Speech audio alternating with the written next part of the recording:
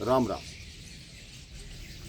कई बार हम अपने मन में इतनी अपेक्षाएं बना लेते हैं, हमारा मन इतना विचलित रहता है कि मैं ये कर लूँ, ये नहीं कर पाया, जीवन में ये नहीं कर पाया, ये नहीं कर पाया, इसी बात में उलझे रहते हैं। उससे हमारा मानसिक संतुलन भी बिगड़ता है, हमारा दिमाग परेशान रहता है और हमारा किसी कार्य में मन नहीं लगता। अगर आपका मन स्थिर है, आपके मन पे और दिमाग पे बोझ कम है, तो आप अपना जीवन बहुत अच्छे से व्यतीत कर सकते हैं। किसी आश्रम में एक नए नए सिद्ध संत बने थे, लेकिन उनके मन में अभी पुराने विचार आते। जो उन्होंने घर छोड़ा, जो शहर छोड़ा, बार बार उसकी बातें कि मेरे इस रिश्तेदार ने ये कहा, उसने ये कहा, मेरी बहन ने ये कहा, मेरे भाई ने ये कहा, उनके मन में यही चलता रहता। उनका मन कभी कभी भक्ति से भटक जाता, वो बड़ा परेशान रहते। रात्रि को निद्रा नहीं आती, निद्रा खुल जाती और सिर्फ इधर उधर देखते रहते और सोचते रहते कि क्या हो रहा है, मेरा मन भक्ति में क्यों नहीं लग रहा, ईश्वर में क्यों नहीं लग रहा। वो प्रातः उठते ही अपने गुरुदेव के पास गए। उन्होंने अपने मन की पूरी दशा अपने गुरुदेव को बताई कि गुरुदेव आप बताइए कि मैं क्या करूं, मेरा मन भक्ति से भटक क्यों जाता है।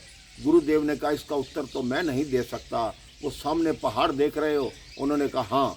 कहते हमारे जो गुरु हैं, जो सबसे वृद्ध हैं, वो ऊपर कुटिया बनी है उस पर रहते हैं, वही तुम्हारी बात का उत्तर दे सकते हैं। उस युवा संत ने उसी समय ही वहां जाने का निर्णय किया और कुछ ही समय में ऊपर पहाड़ पर पहुंच गया। देखा कुटिया में एक वृद्ध संत समाधिस्थ हैं, तपस्या कर रहे हैं। उन्होंने बाहर प्रतीक्षा की। जैसे ही उनकी समाधि खुली, उन्होंने कहा कहो कैसे आए। उस युवा संत ने अपने मन की व्यथा बताई कि भक्ति में मेरा मन नहीं लगता, आप बताएं मैं क्या करूं। तो उस वृद्ध संत ने कोई उत्तर नहीं दिया और कहा मुझे नीचे गांव में जाना है, एक उत्सव है, उसके पश्चात आकर मैं तुम्हारी बात का उत्तर देता हूँ। कह रहे तुम भी मेरे साथ चलो। उन्होंने कहा ठीक है मैं चलता हूँ। उनकी झोपड़ी के बाद एक बहुत बड़ा पत्थर पड़ा। उस वृद्ध संत ने कहा ये पत्थर उठा लो। उस युवा संत ने वो पत्थर बड़ी मुश्किल से कंधे पे रखा, क्योंकि बहुत भारी पत्थर था। वृद्ध संत कहते आ जाओ, अब नीचे आ जाओ। अब वृद्ध संत तो जल्दी जल्दी पहाड़ उतरने लगे। वो पत्थर को संभाल कर बड़ी मुश्किल से नीचे उतरने लगा। उसे यही डर लगा मेरा पाँव ना फिसल जाए, इस पत्थर को लेके कहाँ तक जाऊं। पहले सोचा इस पत्थर को उतार दूं, लेकिन फिर सोचा गुरुदेव ने कहा है पत्थर उठा लो, तो मैं पत्थर लेकर ही जाऊंगा। गुरुदेव नीचे कब के पहुंच गए, वो उनसे 1 घंटे बाद नीचे पहुंचे।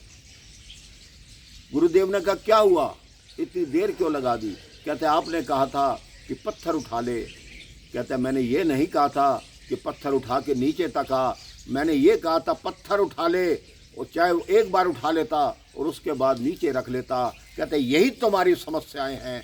जिस प्रकार तुम पूरे मार्ग में वो पत्थर उठा कर आए हो, अपनी पुरानी यादें लेकर इस नए जीवन में आ रहे हो, उन याद रूपी पत्थर को अपने कंधे से हटा दो, फिर देखना तुम्हें कैसे निद्रा आएगी, कैसे भक्ति में मन लगेगा। मेरे भाई बहन, हमारी आपकी यही दशा है। हम भगवान का ध्यान करने बैठते हैं, हमारा मन विषय विकारों में लगा रहता है। हमारा मन ये सोचता है कि पैसे कैसे आएंगे, कहाँ से खर्च करूँगा, किसको मैंने क्या देना है, क्या लेना है।